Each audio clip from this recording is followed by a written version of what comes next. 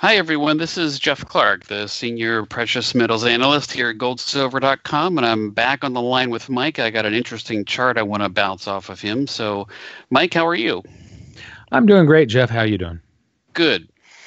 I was real curious about the length of the bull and bear markets that we've seen over the past 100 years or so. So I had a chart done, and we're going to pull it up on the screen here, I believe.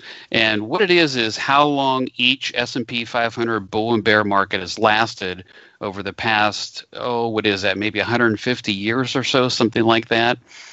And when you pull the chart up, you'll see that at the very top that our current bull market in the S&P 500 is the second longest on record since 1877.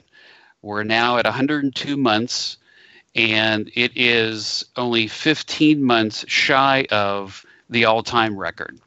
So with the S&P being this long in the tooth, it really argues for someone to really be cautious at owning stocks. And at the same time, it also tells people they should be owning gold and silver because they are negatively correlated. So when the stock market falls, gold and silver tend to rise. So, Mike, what's your take on this chart? Do you see this the same way as I do? Exactly the same way that you do. What I see is that, the chances of this bull market running for very much longer are extremely low. That bull market of the 90s, the 117 month, that also correlated with the baby boomers moving into a maximum income demographic where they were making a lot and driving the economy. And it correlated with Alan Greenspan lowering interest rates, but not so low that it did create the NASDAQ bubble eventually.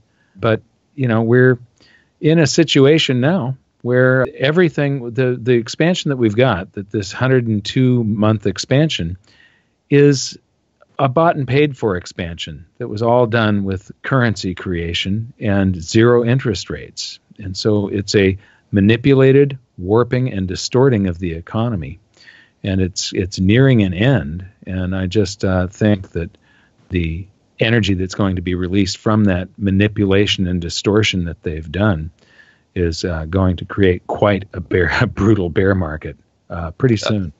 Yeah, that's true. That's a good point because since a lot of this is bought and paid for, that means it's not necessarily a real bull market. And so if it's built on a shaky foundation, it's that much more vulnerable to a crash because you're right. A lot of this has been built on money creation, on debt, on direct intervention into the markets. We know all this. This is all factual data that's easily available. And because of all that, I think this is actually not even a strong bull market, even though it is the second longest in duration. So it really argues for someone to be cautious here, I think. And if you do own any stocks, you might want to consider lightening up and maybe even shifting over into gold and silver if you already haven't done so. Yeah, it's definitely time to rotate out of the paper asset class. Very good. Well, thank you, Mike. I'm going to look at another chart here in our next video because I'd like to know how long it takes an investor to recover from a crash. That's a very different story. So I'm going to dig that data up, and I'm going to talk to you about that in our next short little video. So thanks for joining us, everyone, and please keep up with us at goldsilver.com. We have the news there, and don't forget we have a price match guarantee, free shipping. Thanks for liking the video and subscribing, and we'll see you next time.